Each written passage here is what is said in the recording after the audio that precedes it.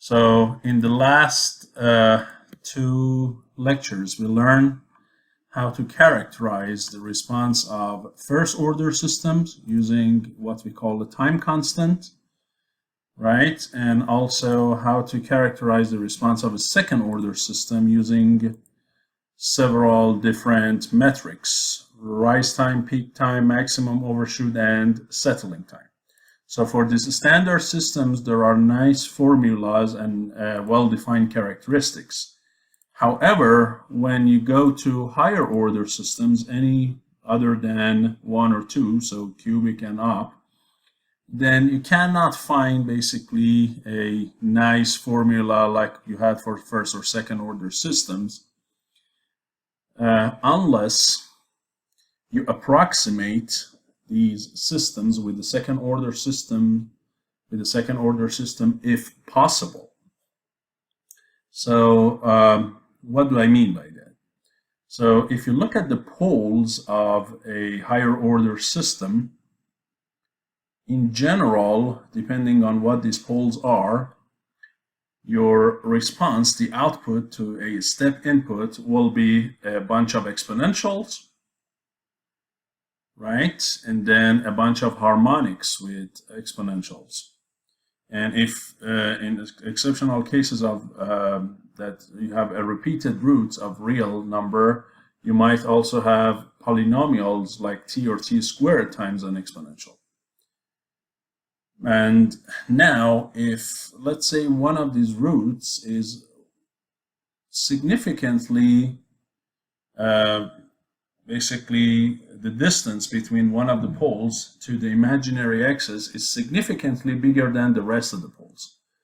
Okay, so one pole is far more away from the imaginary axis than the rest of them. Well, when we basically look at these exponentials, assuming that all the poles are on the left side and the system is stable, then the one that is far away, the corresponding exponential to that will converge to 0 way faster than the others, right? So basically it's like you are comparing e to negative t and e to the negative 10t, right? Of course, you know, e to the negative 10t converges way faster to 0 than e to the negative t. So let's talk about an example, okay? I guess an example can be really helpful. So here, that's what I do. I show you a cubic system, g of s,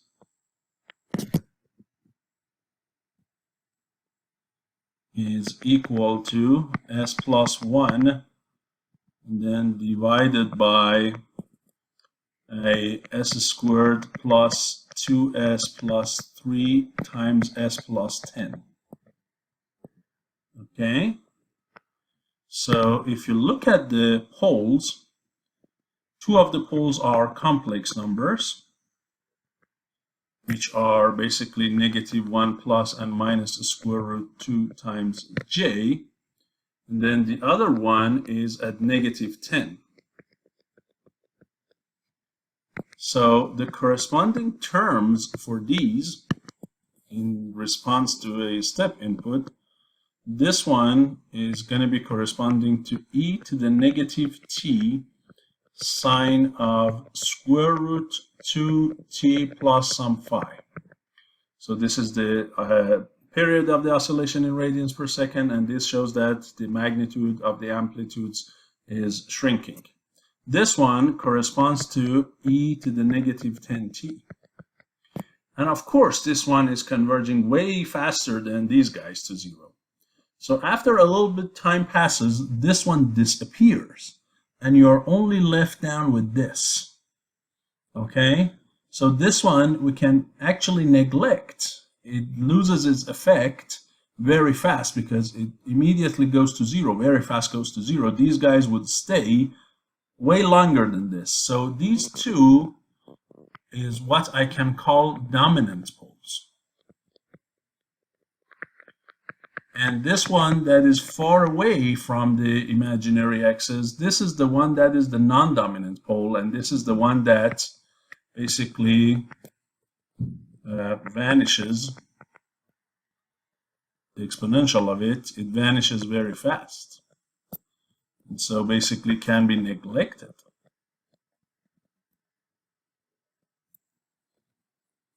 So now the question is, can I then say, well, I can take this guy off and say this is equivalent to or approximated by this second order system? Can I say that? And the answer is not exactly like that. You need to do some modifications, otherwise you will get into trouble, okay? Your DC values, your steady state value is not going to be the same. So it's not just simple as, yeah, true the pole that is far away from the, or poles that are far away from the, imagine threw them away, okay? Not just that easy. But I just want to show you that if I plot the step response of this cubic function, it actually pretty much is similar to this underdamped response. So then you might think, well, I can define these rise time, peak time, and so on for that, although it's not a second order system. So let me first show you that. So I say G is transfer function of, numerator is S plus 1, so 1 and 1. Denominator is the product of two vectors. One of them is S squared plus 2S plus 3, and the other one is S plus 10. So that is your transfer function. Then I define a range of t, let's say, with increment of 0.1 to 8 or 10 seconds, whatever you want. And then say step of G and T. Show me, and this is one of those Matlab commands that we need to know. Show me the step response of that transfer function and with this amount of t. If you don't specify, then it typically goes to 5-6 seconds. But you can specify for as much as you want, as many seconds as you want, and with the resolution that you want. Okay, and then look at the behavior of the system, which clearly you see it is showing the underdamped response.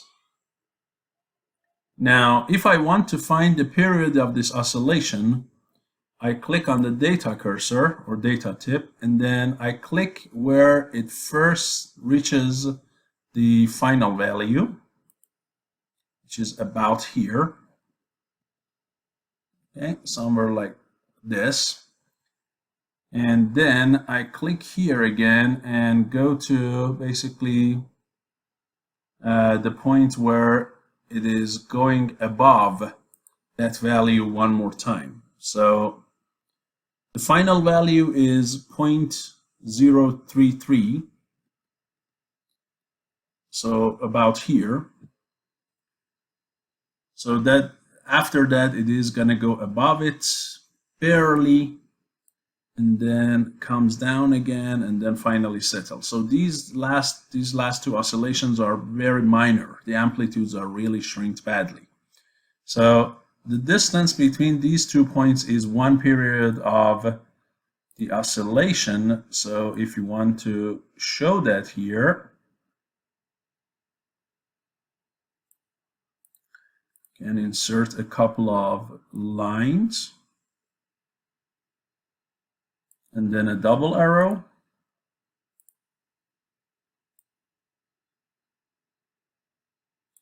And then a text box. And say period of this oscillation is 5 minus 0.45, which is about 4.46 seconds. Okay, so that's the period of the oscillation. Now, omega, frequency of the oscillation, is what? 2 times pi divided by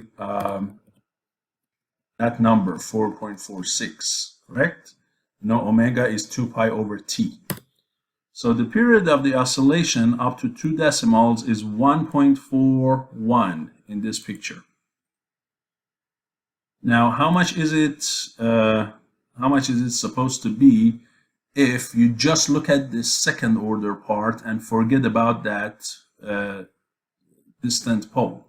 If you just look at this, as I told you, the corresponding answer to that is this guy.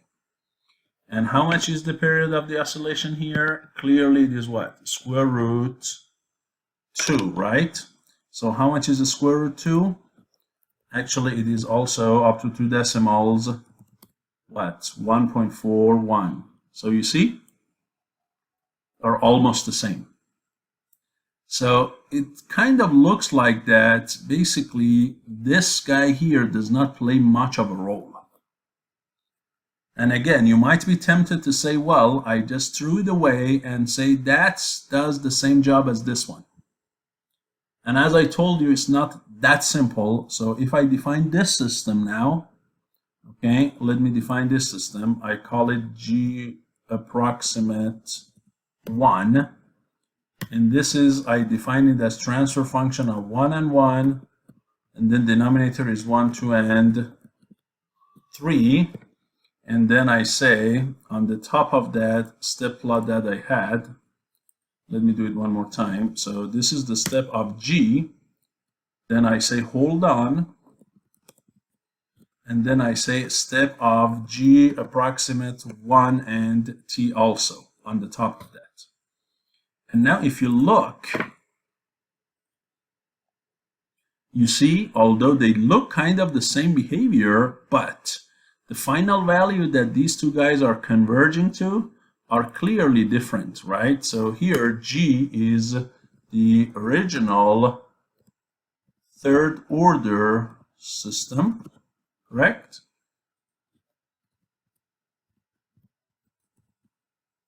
While G1 approximate is the approximated second order system. Clearly, you see their steady state values are not the same. This one is 1 over 30, that one is 1 over 3 actually. It's like 10 times bigger, which I can easily show you that's the case. So it's not, as I said, just simply throw the non-dominant pole away. In order to throw that away, you have to do something, and I'll show you. But before that, just as a sake of practice, I want to show you the final value of the output here, which, as I said, it is converges to 1 over 30. Where does that come from? So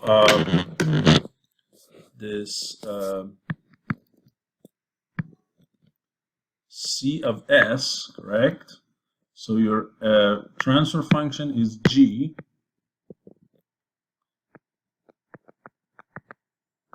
And it is C of S over R of S. So from here, C of S is G of S times R of S. And G was S plus 1 divided by this guy.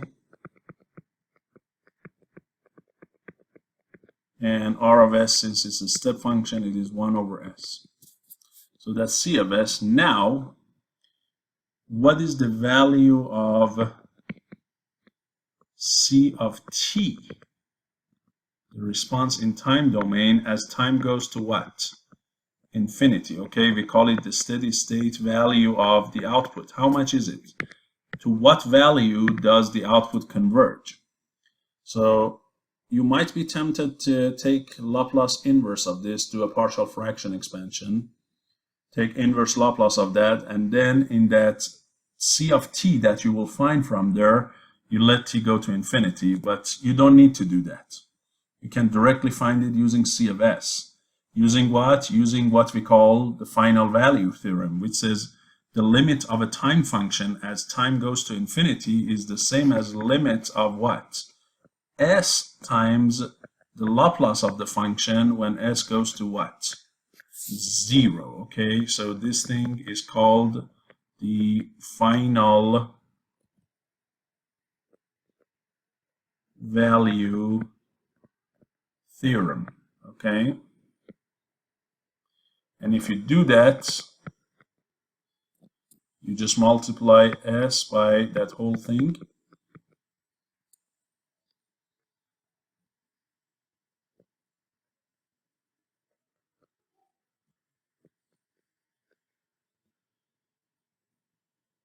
then let s go to 0.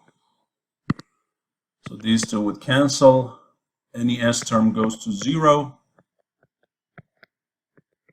And so you get what? You will get 1 over 3 times 10, which is 30, which is going to be 0.033. And that's what you saw in that plot. Okay? Now, the other system that does not have this s plus 10 in it, what happens to it when you want to find this steady state value? So the other system does not have this s plus 10. So what happens to the steady state value? This 10 does not exist, so you will get what? 1 over 3 actually. So you see, instead of converging to 1 over 30, you will converge over to what? 1 over 3. So although both look the same in terms of period of oscillation and overall behavior, but one converges to a number 10 times bigger than the other one because we incorrectly just eliminated the distant or non-dominant pole. So what should we do to correctly do it? The important thing is this. If you want to simplify, and there is one that is way bigger in terms of magnitude than the others, you first make sure that the constant terms in the factors of denominator. So if the denominator has a bunch of factors, whether they are linear like this or they are quadratic like this without real roots, make sure these constant terms, 3 and 10, they become 1. Okay, so how can I make them 1? Well, I divide this whole thing by 3, and I divide this whole thing by 10. So in other words, I'm dividing this whole denominator by 30. And in order to keep the whole ratio the same, I also need to divide the numerator by 30. So I divided both numerator and denominator by 30. Now the 30 in the denominator, I split it into a 3 and a 10. So if you simplify, you will get s plus 1 over 30 divided by this. And now if you see, the constant term in these two factors are what? 1. Now you can take the term off that has what? That has the pole at large distance. So if you set this guy equal to 0, still s is going to be negative 10, right? If you set this second one equal to 0, s is negative 10. So you threw that away now. So you will be basically this one over what? Over this one.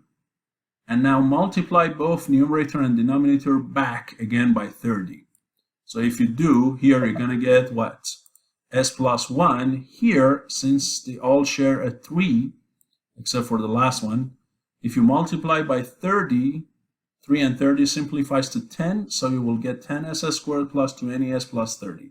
So this is the proper simplification, not simply just getting rid of this, right? If you compare this one against the case that you just threw away s plus 10, you see they look very similar, except that you have a constant of 10 here in the denominator that this one does not have.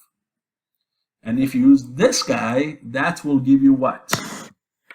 The same steady state value as the original system. So here,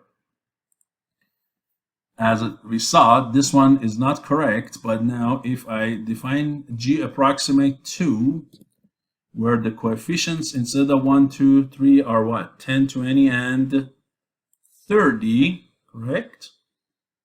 And I call it G approximate 2. And now, again, I say, show me the step of the original system, hold on, and then show what? The step of the approximate number 2. And look now, right? The blue is the original, the red is what? The approximate. As you can see now, they both converge to the same number. And you might say, well, there is a gap between them. They are not exactly the same. Of course they are not, because G is a third order system. The red one is the approximate second order system. They should not be exactly the same. Otherwise, basically, approximation has no meaning. But you see, their behaviors are very similar. So you can reduce the original system into this approximated second order system. And then for the second order system, you can define those nice metrics of rise time, peak time, maximum overshoot, settling time, and so on and so forth. Okay? You cannot always do that. For example, let's say if you have a system like this, that g of s is like s plus 1 divided by s plus 2 times, let's say, s plus 3 times s plus 4. Okay, so here your poles are what? -2 and -3 and -4. None of them is significantly bigger than the other one.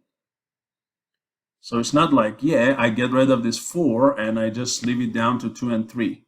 You can, but your approximate then is going to be what? Significantly different than your original one.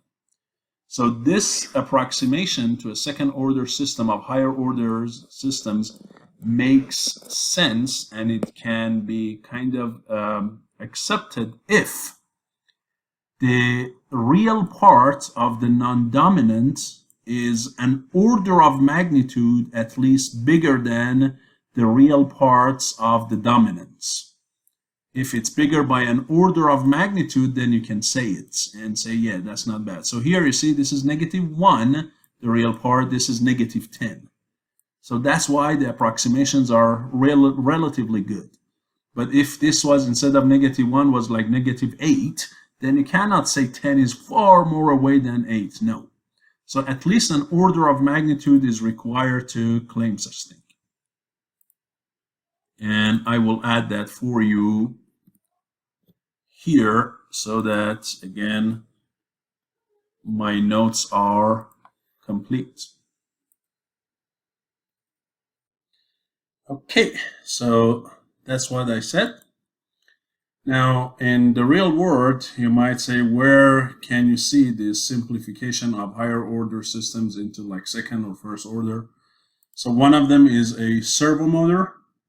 So in a servo motor, basically you are turning a potentiometer to determining, of course, in real life you don't really turn a pot, but you actually provide like a pulse width modulation or other ways.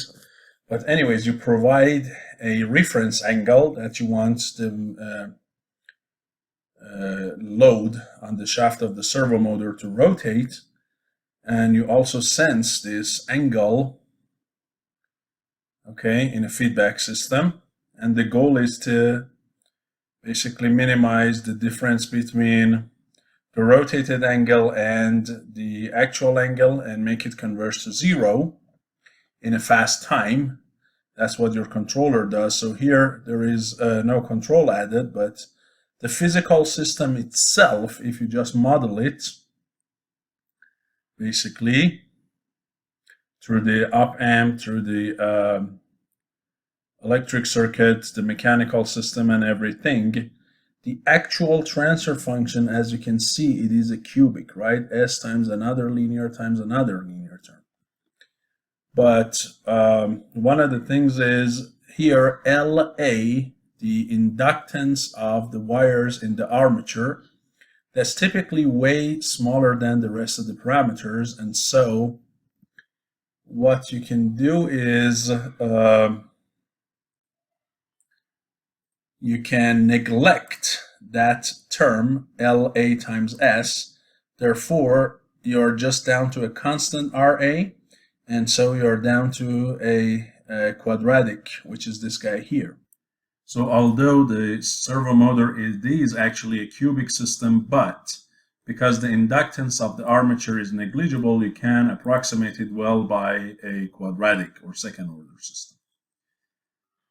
So now regarding Matlab commands, for different types of input, Matlab has different types of commands so that you can basically plot the output.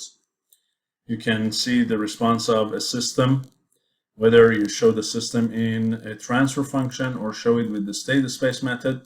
You can use the step command to show the response to a unit step.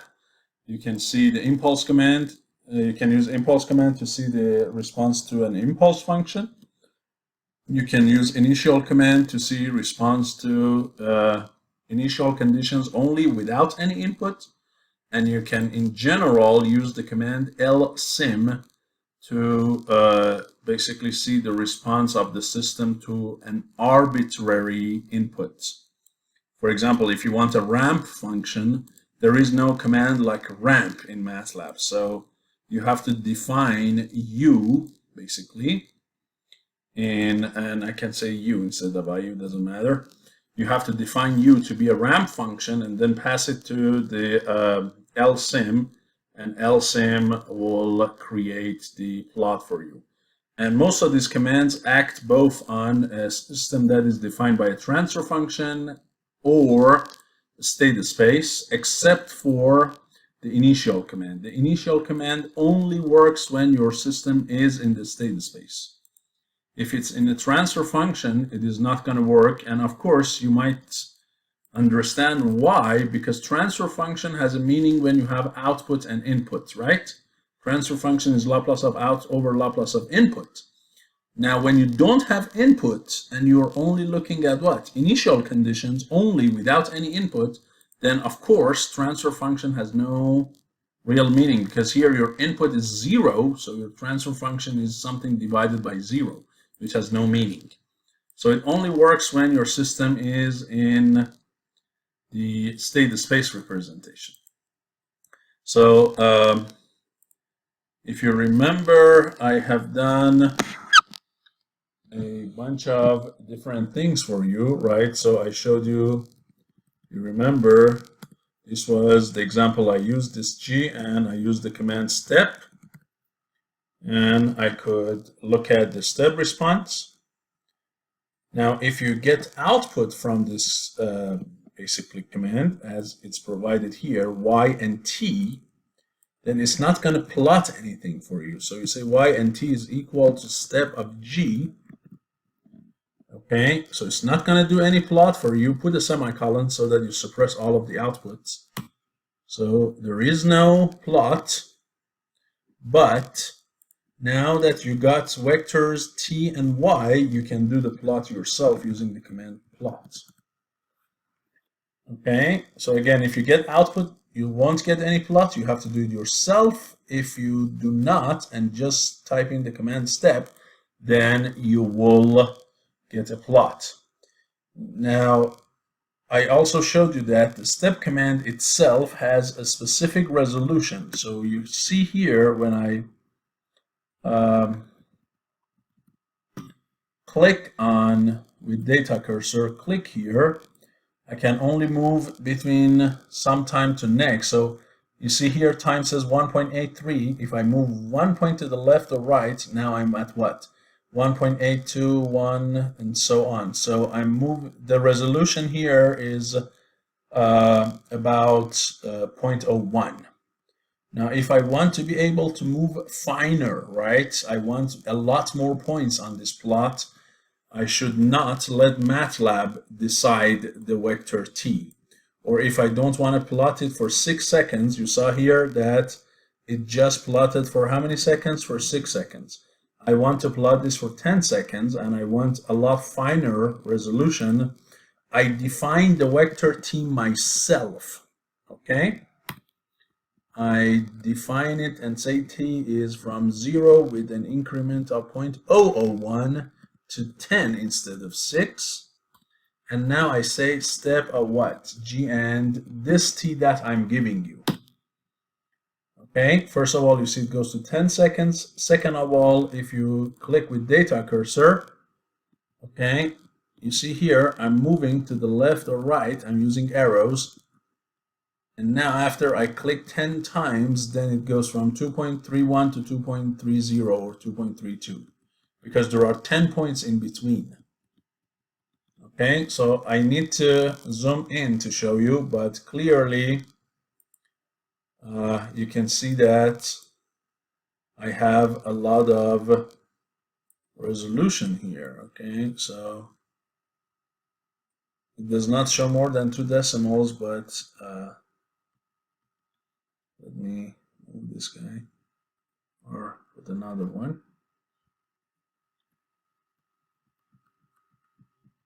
You see, all of them are 2.929.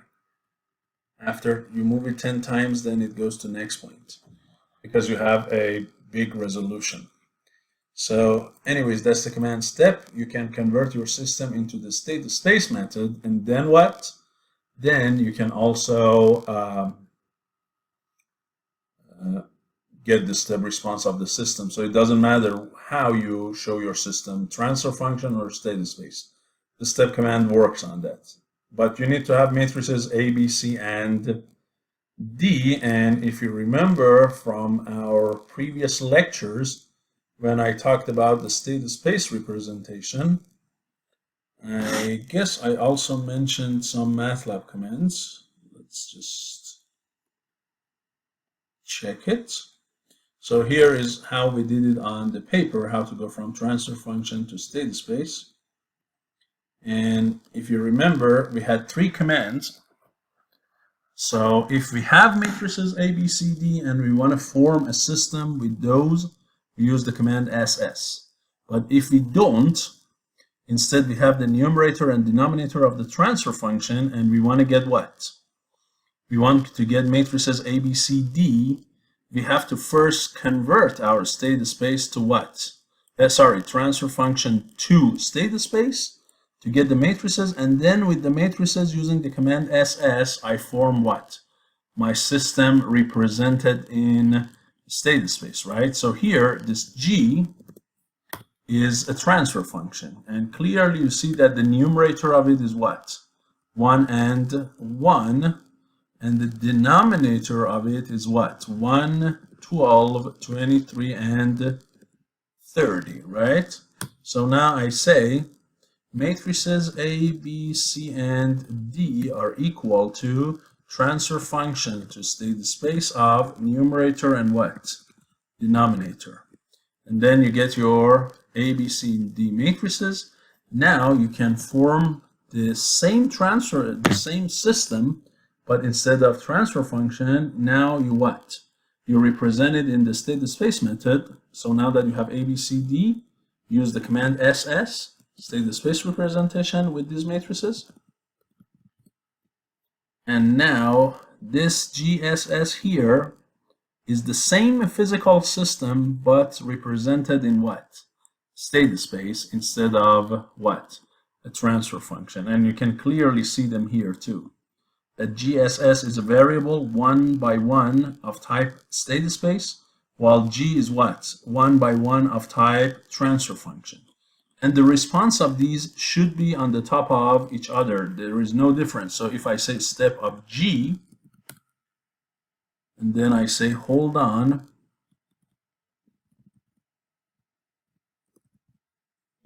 and then I say what?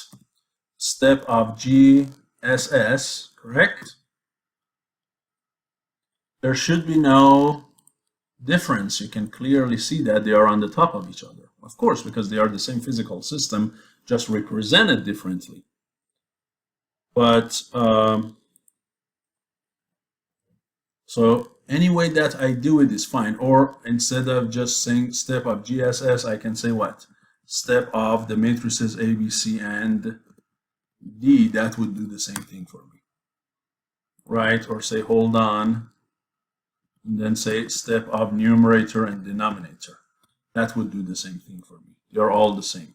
You see, they're all on the top of each other.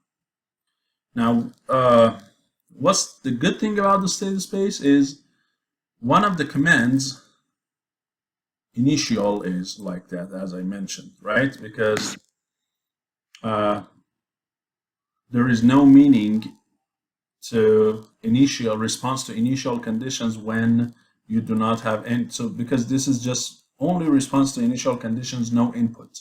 When there is no input, then the transfer function has no meaning. So if I want to see now response of system G to some initial conditions, I use the command excuse me, initial condition and then provided matrices A, B, C, D, and some initial conditions like what? So this system is a third order system. So my initial condition vector, whatever you want to call it, if I call it x naught, it has to have three values. The output at time 0, let's say 1. Then in a column vector format, the first derivative of output at time 0. And then the second derivative of output at time 0. Okay, let's just make it -1. Right, so again, output at time 0, first time derivative of output at time 0, second time derivative of output at time 0. This is the vector of initial conditions. Now I say, give me the initial of system defined by A, B, C, D, and to which initial condition? The one that I define by vector x naught. And that's what you get. Okay, so you can see the response of the system to only initial conditions, but no actual physical input. Again, this command cannot be run by num and denum. Okay, if you say, what is this? It is not going to like it. Okay, or if you use G, which is defined in the transfer function, it does not like it. So don't do that. Now, as I mentioned, if your input is anything other than impulse or step, or you're not interested in seeing the initial condition, you want any different input, as I say, like a ramp function or anything else, a unit acceleration function, any other function, a sine function, anything, then I say you have to use the command lsim, and you have to define the vector u based on vector t. So you might say in this system, what is the ramp response? So I say first define a t, which I guess we did already. Let's just bring the resolution of it down. We don't need to use many points. I guess 0.01 was enough. Now I say u, the input, is equal to t, right? It's a ramp function. And then I say, what is the lsim of g with what? U and t, right? What is the response of system defined by g to the inputs defined by u and with the time points defined in vector t? Okay? And that's what you have. And you can have this one here. So it gives you two things here, but one of them it just shows. So here the black one is what? It is your ramp function, because you see it goes from 0 to 10 to 0 to 10. And the blue is what? The blue is the ramp response. So if you don't want this to show both input and output on the same graph, just output, then instead of directly calling the command this way, you might want to get what?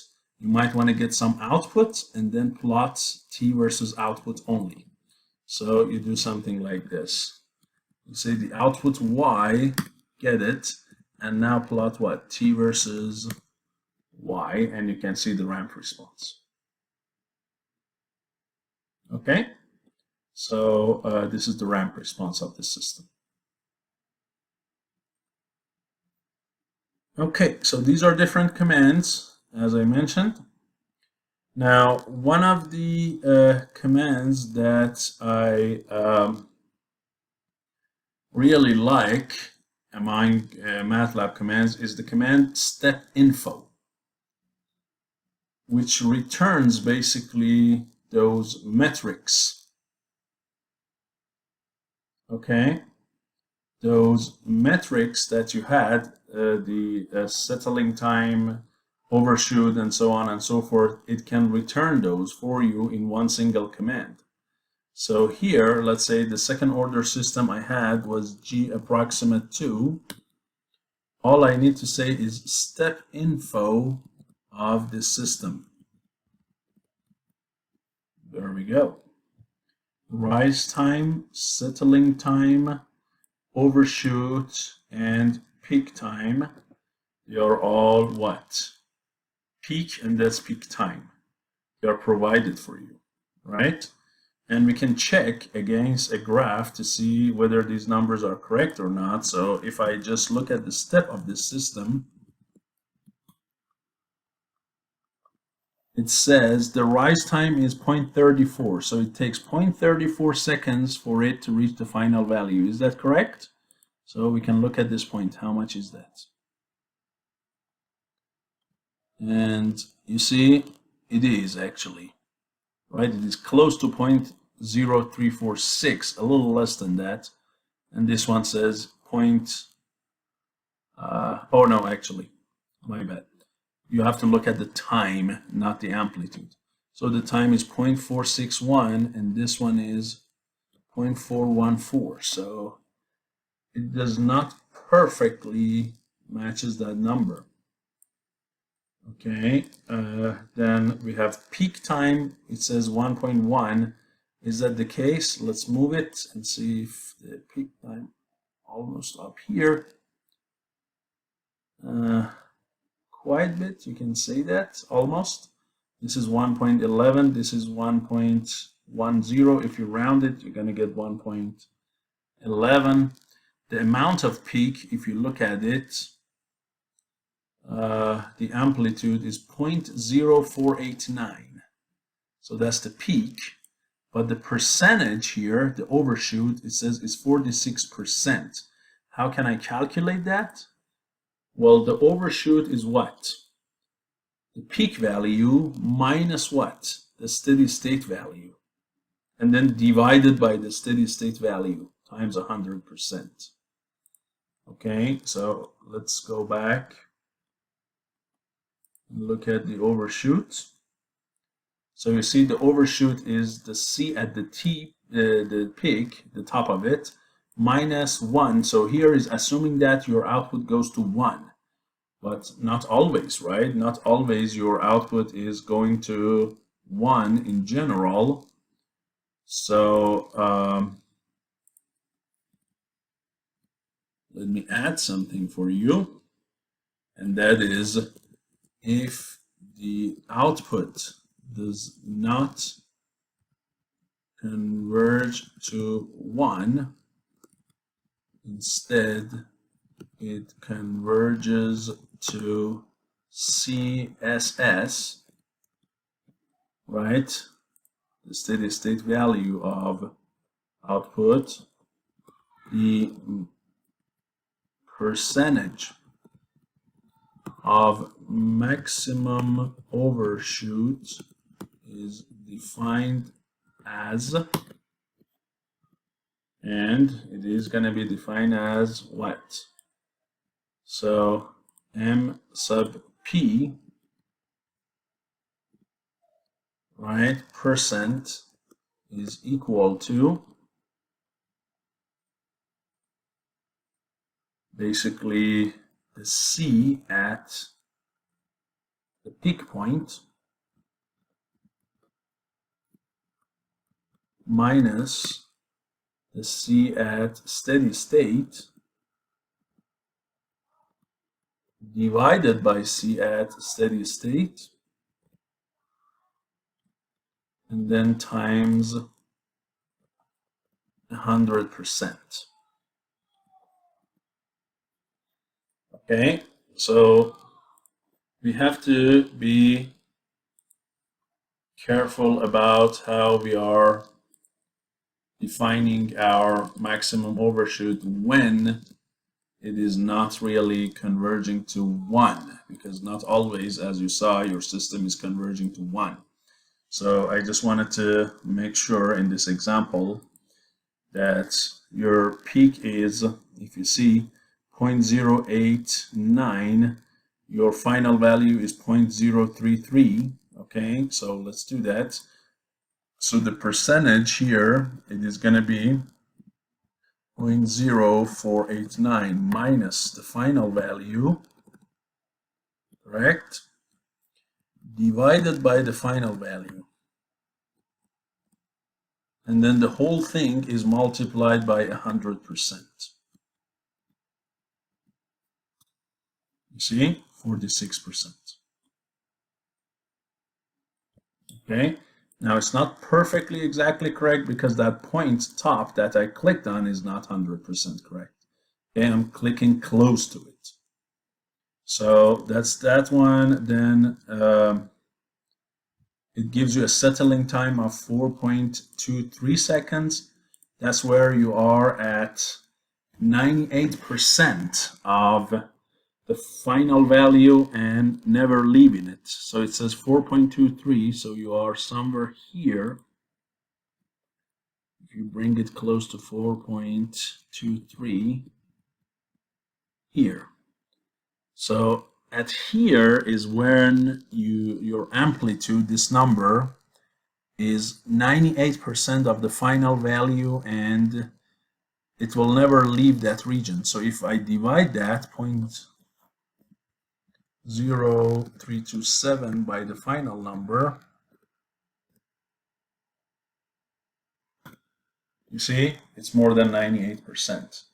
So that number is now when I am in the 2% error of the final value, and I call it the settling time with the 4% criterion. Okay? Now, here I mentioned something just to make sure that you exactly know how to use these commands. Note that I also added this explanation for you that the initial command only works with the status space.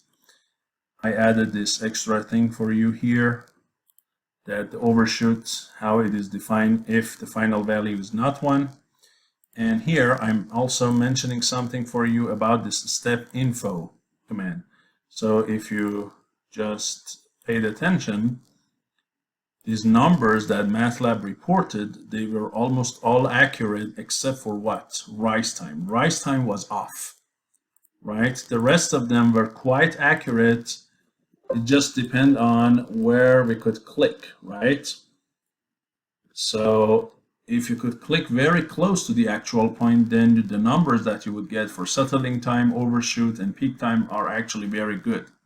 Now, rise time was off. If you remember here, we clicked on the rise time, and the rise time I'm getting is somewhere between 4.414 and 0.461, right? So it's more than 0.4, clearly, if you look at the time values. But here, that is 0.34. So it's somewhere like here, actually. Somewhere between these two, which is clearly not at the final value. So what is going on? It's the way that Matlab defines the rise time. In Matlab, rise time is not defined as the time that the system goes from initial condition to what? To the 100% output, correct? So we define it the time from 0 all the way to the first time it reaches the final value. Another way that the rise time can be defined, okay, it could be the time that it goes from 10% of the final value to what? 90% of the system's final value. If it's defined that way, for overdamped systems, we define it that way. Okay, remember I said that for overdamped systems, let's go back here. For overdamped systems, you really, if you want to define it as the time it takes to go what? From 0 to the final value, it is actually what? Infinite. But if we change the definition and say, well, for overdamped systems, I just define it to be the time from 10% to 90% instead, then I can get some formula also for overdamped systems. So this is for when? If the 0% to 100% is used. If 10% to 90% is used, then you can come up with a formula for that. So we have to be careful. Now Matlab uses that even if your system is underdamped, like this case. Still uses 10% to 90%. So here, if your final value is 0.033, so you should be somewhere here, 0.03. Okay. And we don't even have a point for that. But clearly, It's close to this number, 0.04 seconds. And then the 90% of 0.33, which is about 0.3. So you're somewhere like here. Okay, so you see the time here is 0.368. In the beginning, it's 0.04. So if you subtract point what?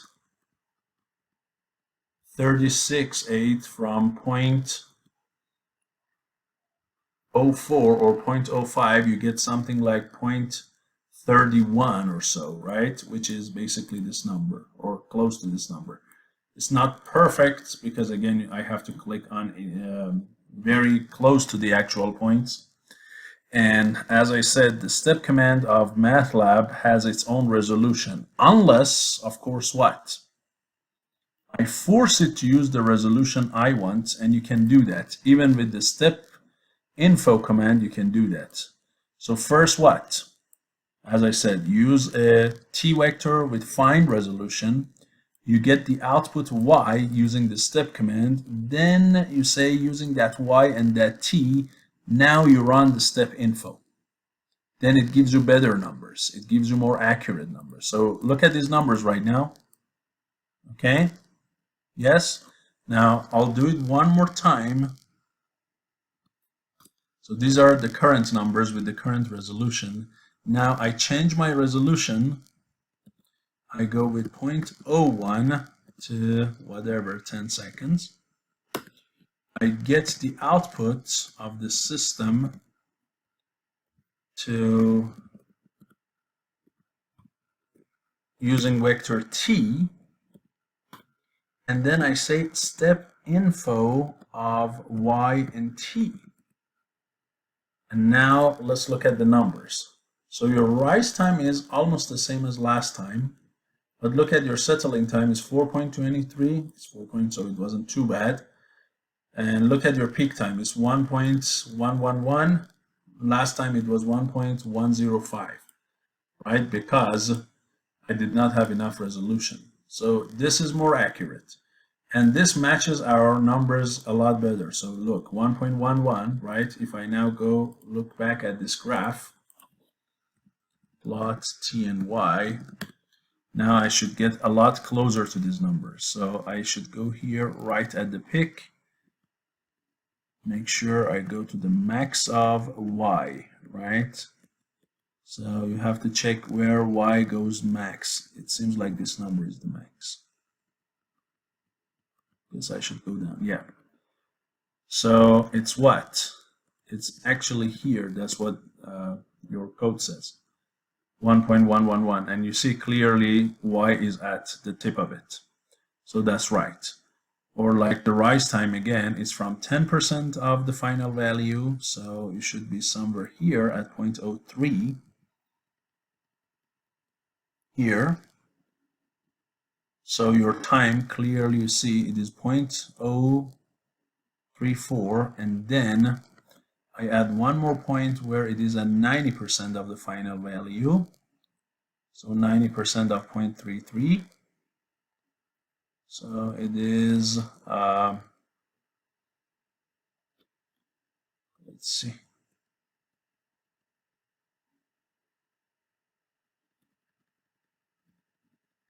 So it is close to 0.30, a little smaller. Somewhere like here is the 90%. Okay, so look at your time. This is 0.388, this is 0.34. If you subtract these two numbers, you will get what? 0.3 like 44 or something, right? Or 54. 0.354, and that's quite much closer to this number. Okay, so again, if you want good matching, use smaller resolutions and pay attention to the definition of rise time. Matlab uses 10% to 90%. It does not use 0 to 100%. Finally, let's go through this example. So here we have a physical system. Find the unit step response. the performance specs, impulse response, response to unit ramp, convert it to state space, and then find the response to these initial conditions. Okay, and here I have provided you with all code. So you define numerator and denominator 1 and 132 clearly. Then use the TF command to create the system in transfer function mode. Then you do subplots here. So I did subplots. Okay, I did subplots and I did a 2x2 subplot. In each one, I have one of the graphs. So first, I use the command step. I use my own resolution of t. I did the step, and also I did the step info. And here is the transfer function of the system. These are the step info information. And that's the plot of the step info, the step response, which you can see I have done under subplot 221. Then I went to subplot 222, which is this guy, and then I did the command impulse. Then I used the command transfer function to state space, found matrices A, B, C, D, then formed the state space representation using SS command. Then I defined my input to be T, so it's a ramp function. And then I use the lsim command in the state space. You can do it in transfer function too. And then in plot 223, I did the ramp response. Finally, I went to initial condition response. I define my initial conditions, x of 0 and then x dot at 0 as a column vector. Then I define, I use the command initial, then I plotted it on subplot 224, and that is what? That is response to initial conditions, and I get these nice plots and those results. Okay, so I posted everything for you, all Matlab commands, all the result and everything. So hopefully now you can look at transient response, you can look at the steady state response of any system that you want. Now you might wonder, if I make my system cubic instead of this G app was what? Quadratic.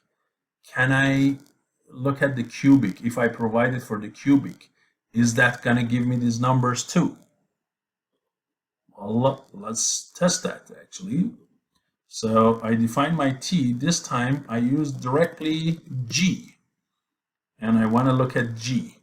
So g, if you remember, was what? A cubic transfer function. Now I get the response of the cubic transfer function, and then I say what? Give me the step info of the response of cubic system. And you see it does. Okay, so now how does Matlab calculate these numbers? Does it have formulas? No. Matlab does it by basically doing something similar to what I did by finding points numerically. So Matlab, for example, let me show you how it does the peak points, right? The peak time and the peak value. So what does Matlab do? So this is how Matlab does it. So let's say I define G to be transfer function of 1 and 1, and then it was the convolution of 1, 2, 3, and then 1 and 10, right? Then I define a T vector.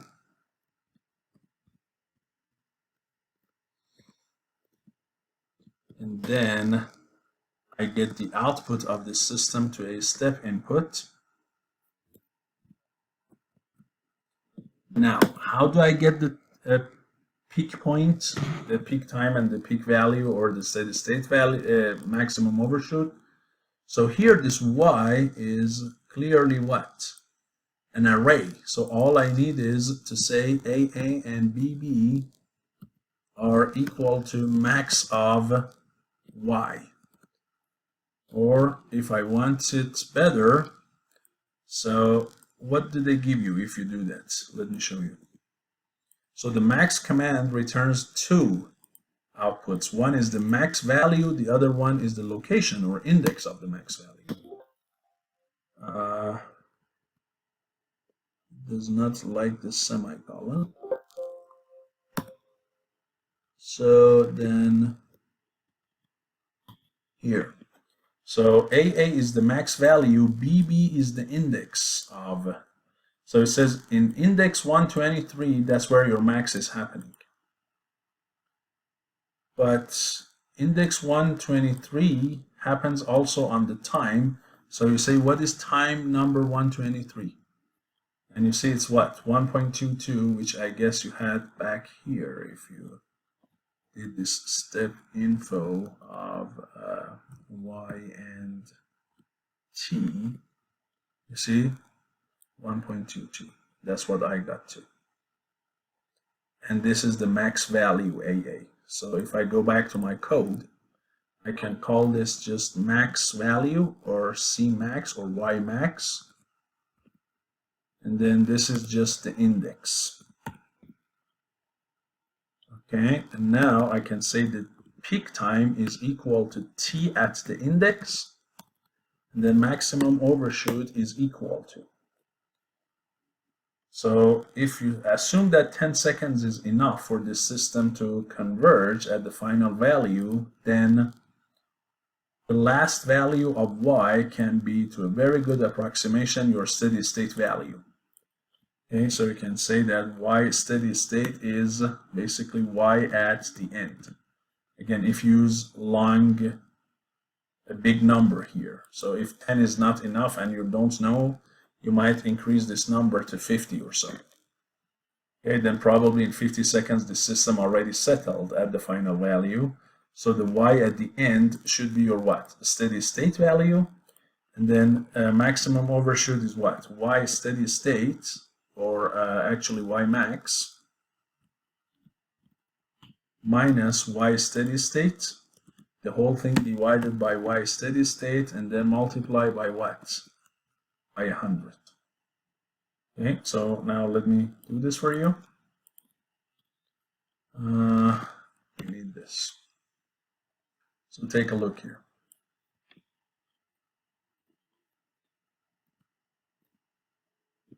Look at these numbers. 45% and 1.22. Now look. Right? 45% and what? 1.22, and this is how much your final steady state value of Y is, 0.0333. Okay, so Matlab does it numerically. Matlab is not having any formula for a higher order system. Just does it the way I'm writing this code. Okay, so hopefully it was eye-opening for you, and we'll do a lot more examples in class.